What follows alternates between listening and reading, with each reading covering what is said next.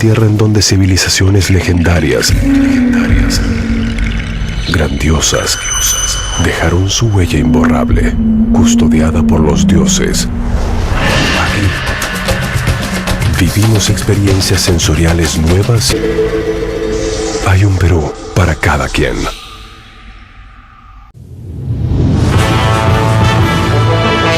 Hola chicos, ¿qué tal? ¿Cómo están? Buenas tardes. Pues hoy día vamos a desarrollar las preguntas concernientes al examen de admisión de la Universidad Nacional Pedro Ruiz Gallo, lo que corresponde al examen 2019-1. Por supuesto, las preguntas respecto al curso de física. Muy bien, vamos a desarrollar las 15 preguntas del grupo de ingenierías. Vamos con la pregunta número 51, que es la primera pregunta. Nos dan una fórmula, me dicen que es igual a un medio de K por X cuadrado, y me dicen donde E es energía, X es la longitud, y me dice calcule la dimensión o ecuación dimensional de K. Bien, lo primero que tenemos que hacer acá es despejar, en este caso, la letra K, para poder hallar su ecuación dimensional o dimensiones. Despejamos K, correcto, y esto te va a quedar E sobre X cuadrado. Y lo que a continuación sigue, solamente reemplazamos el valor o la ecuación dimensional de la energía, que es ml cuadrado t a la menos 2, sobre el x cuadrado. El x me dicen que es una longitud, su ecuación dimensional es L, pero como es elevado al cuadrado, L cuadrado. Simplificamos y nos va a quedar que la ecuación dimensional de K va a ser m por t elevado a la menos 2. Y esa sería la respuesta para la pregunta número 51. Correcto, una pregunta bastante simple. En la pregunta número 52, que es una pregunta concerniente a vectores, me dan 3 vectores y me dice que calcule el módulo de la resultante de los 3 vectores. Muy bien, ¿qué debemos de recordar para desarrollar este ejercicio? Debemos recordar aquí una propiedad. ¿Y cuál es la propiedad? Aquella que me dice que cuando yo tengo 2 vectores que tienen el mismo módulo y me forman un ángulo de 120 grados, la resultante tiene 2 propiedades. Uno, dicha resultante es igual al módulo de uno de los vectores y además se encuentra en la bisectriz de estos 2 vectores. Entonces acá el ángulo va a ser de 60 grados. ¿Correcto? Entonces, ¿qué hacemos? Aplicamos esta propiedad acá y vamos a coger estos 2 vectores de 5, cuyo ángulo vendría a ser 120. Si yo trabajo estos 2 vectores, la resultante estaría en la bisectriz, es decir, en la misma línea que el tercer vector. Por lo tanto, correcto, sacando el módulo de la resultante de estos 2 vectores, su módulo va a ser 5 también. Y me va a quedar en la misma línea que el tercer vector. Correcto, quedándome 2 vectores de esta manera, por lo tanto, la resultante final vendría a ser 10. Esa sería la respuesta para la pregunta número 52. En la pregunta número 53 me dice 2 móviles están separados 400 metros, van al encuentro con rapideces o velocidades de 15 y de 20 metros por cada segundo, y la pregunta dice calcula el tiempo en segundos que demoran para estar separados 50 metros antes de cruzarse. Muy bien, ¿qué fórmula vamos a utilizar acá? La fórmula del tiempo de encuentro. Este es un movimiento rectilíneo uniforme. ¿Y qué nos dice el tiempo de encuentro? Que eso es igual a la distancia que van a recorrer los 2 móviles sobre la suma de rapideces. Pero en este caso la distancia que recorren no va a ser los 400 metros porque no se van a juntar. Como van a quedar separados 50 metros, entonces la distancia de separación vendría a ser la diferencia. 400 menos 50 me va a quedar 350 metros entre la suma de rapideces, que vendría a ser 35, por lo tanto el tiempo de encuentro va a ser de 10 segundos. Esa va a ser la respuesta para la pregunta 53. En la pregunta 54, que es una pregunta de caída libre, me dice que un cuerpo se lanza verticalmente hacia arriba con una rapidez inicial de 10 metros sobre segundo. Y la pregunta es, ¿a qué distancia en metros del punto de lanzamiento, o sea, respecto a ese punto, el cuerpo presentará una velocidad de 20 hacia abajo? ¿Correcto? Entonces me dice, ¿a qué distancia del punto de lanzamiento el cuerpo va a tener una velocidad de 20 hacia abajo? Como me pide la distancia, esto lo interpretaríamos como una altura. O sea, lo que me están pidiendo es la altura descendida cuando su velocidad es 20 metros por cada segundo, pero hacia abajo. Lo podemos desarrollar de diferentes formas. Por supuesto, nosotros tratamos de buscar la forma más simple. ¿Y qué es lo que vamos a decir? Que al mismo nivel las velocidades son iguales. La diferencia es que uno está hacia arriba y la otra está hacia abajo. Pero en módulos son iguales. Entonces, si aquí la velocidad es 10 metros por cada segundo, acá también va a tener el mismo módulo, 10 metros sobre segundo. Y si acá es 20, obviamente ha pasado un segundo. ¿Correcto? Entonces, ¿la altura cuánto es? Bueno, simplemente vamos a utilizar esa fórmula que nos dice que la altura es velocidad inicial más final entre 2, todo por el tiempo. Entonces, la velocidad inicial en este tramo vendría a ser 10, la velocidad final 20 entre 2 por el tiempo 1. Y con eso la altura me sale 15 metros. ¿Correcto? Esa es respuesta para la pregunta 54. En la pregunta 55 me hablan de un ventilador, me dice que está desconectado durante 5 segundos. De modo que su velocidad pasa de 3600 revoluciones por minuto a 1200 revoluciones por minuto.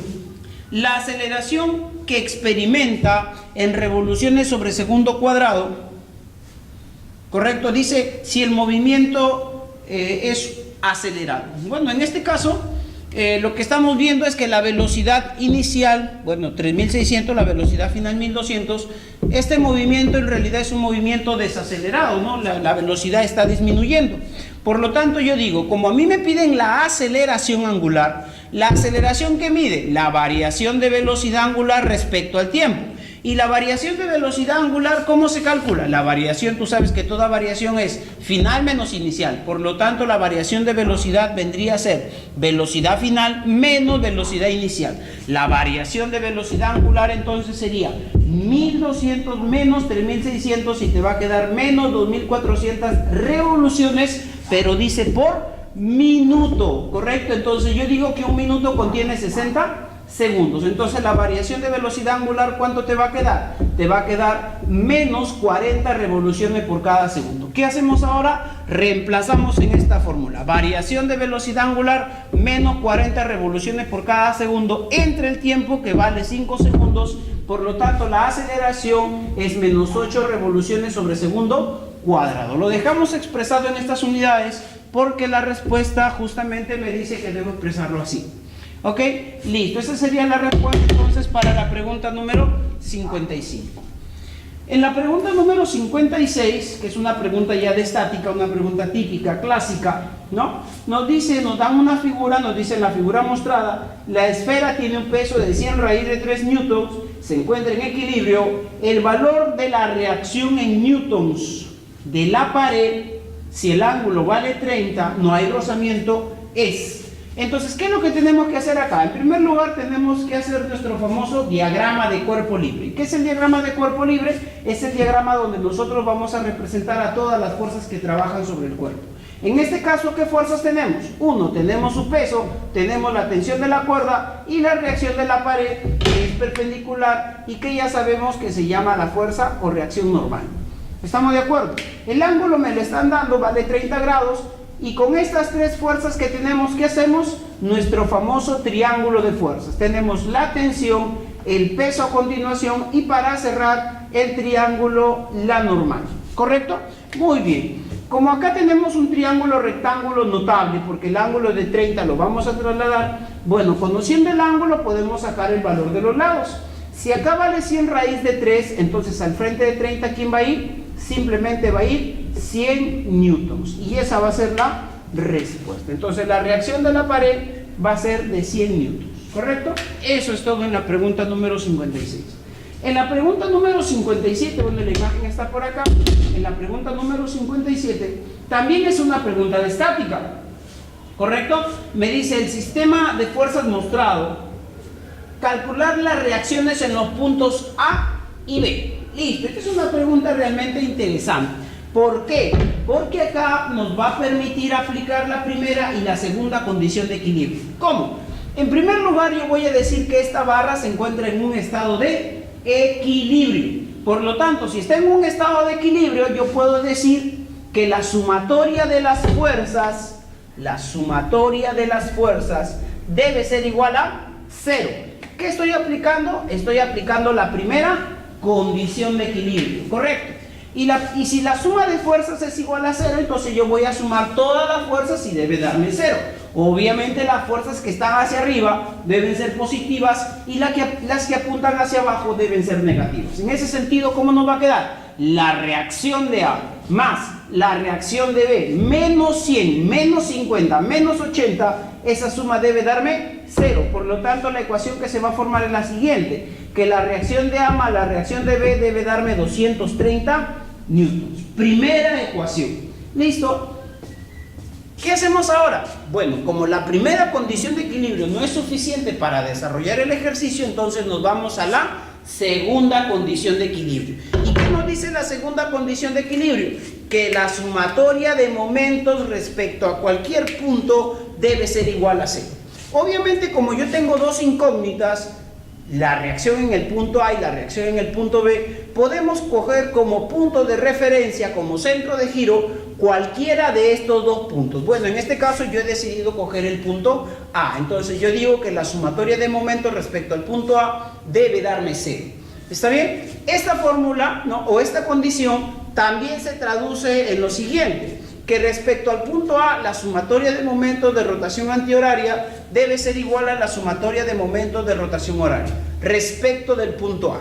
Muy bien, tomamos como referencia entonces al punto A y decimos, ¿qué momentos tenemos de rotación antihoraria respecto del punto A? Respecto del punto A, rotación antihoraria me genera esta fuerza de 100 y esta reacción de B. Entonces simplemente aplicamos momentos. ¿Y qué es momento? Fuerza por distancia. Entonces acá sería la fuerza 100, la distancia 1, más rotación, otra fuerza que me genera rotación antihoraria es esta fuerza, la reacción de B multiplicada por la distancia, que sería 2 y 1, 3. Ahí está.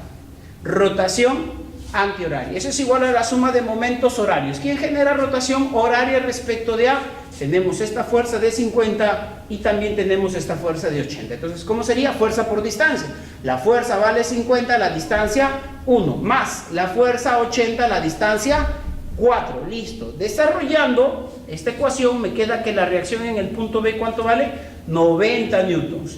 Y como la reacción vale 90, entonces pasa a restar, me va a quedar que la reacción en el punto A, ¿cuánto va a ser? 140. Entonces, como me están pidiendo las reacciones en el punto A y B, listo, esa sería la respuesta. La reacción en el punto A 140 y la reacción en el punto B 90 newtons. Respuesta para la pregunta número 57.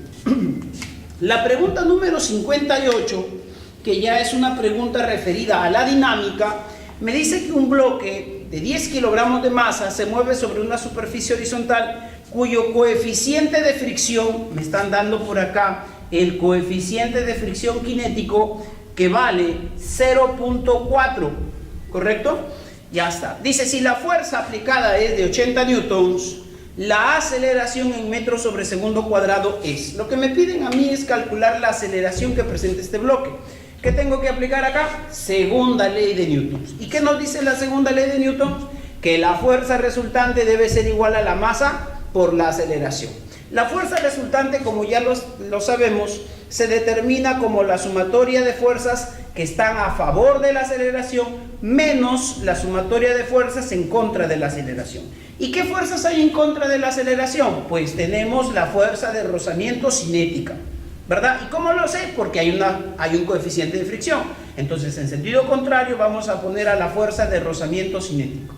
Entonces, ¿cómo sería la fórmula? La fuerza resultante sería fuerzas a favor de la aceleración, 80, menos fuerzas en contra, la fuerza de rozamiento cinético. Eso es igual a la masa, que vale 10 multiplicado por la aceleración.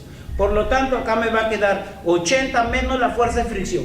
Pero la fuerza de fricción acá es igual al coeficiente multiplicado por la normal. El coeficiente me lo dan, vale 0.4, y la normal, en este caso, vendría a ser igual al peso. ¿Y el peso cuánto sería acá? Sería 100. Por lo tanto, acá te va a quedar 40 entre 10, la aceleración sería 4 metros sobre segundo cuadrado. Esto sería entonces la primera parte. Ahorita vamos a continuar con la segunda parte.